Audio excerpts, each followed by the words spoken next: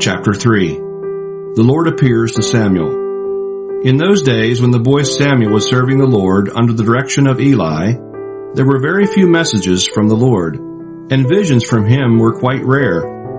One night Eli, who was now almost blind, was sleeping in his own room. Samuel was sleeping in the sanctuary, where the sacred covenant box was.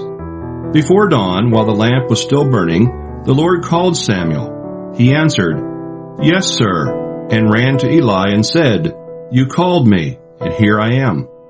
But Eli answered, "I didn't call you. Go back to bed." So Samuel went back to bed. The Lord called Samuel again. The boy did not know that it was the Lord, because the Lord had never spoken to him before. So he got up, went to Eli, and said, "You called me, and here I am." But Eli answered, "My son, I didn't call you. Go back to bed." The Lord called Samuel a third time. He got up, went to Eli, and said, "You called me, and here I am." Then Eli realized that it was the Lord who was calling the boy. So he said to him, "Go back to bed, and if he calls you again, say, 'Speak, Lord, your servant is listening.'" So Samuel went back to bed.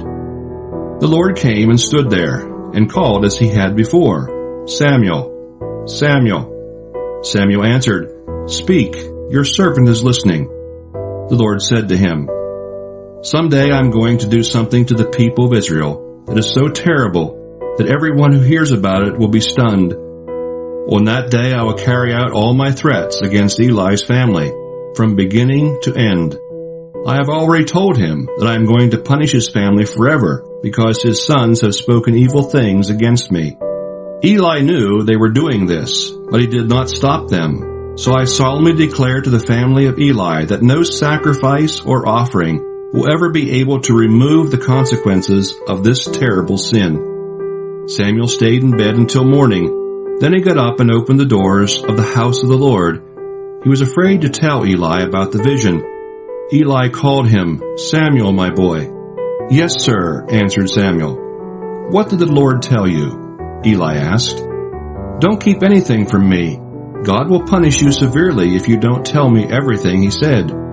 So Samuel told him everything. He did not keep anything back. Eli said, "He is the Lord. He will do whatever seems best to him." As Samuel grew up, the Lord was with him and made come true everything that Samuel said. So all the people of Israel, from one end of the country to the other, knew that Samuel was indeed a prophet of the Lord. The Lord continued to reveal himself at Shiloh, where he had appeared to Samuel and had spoken to him.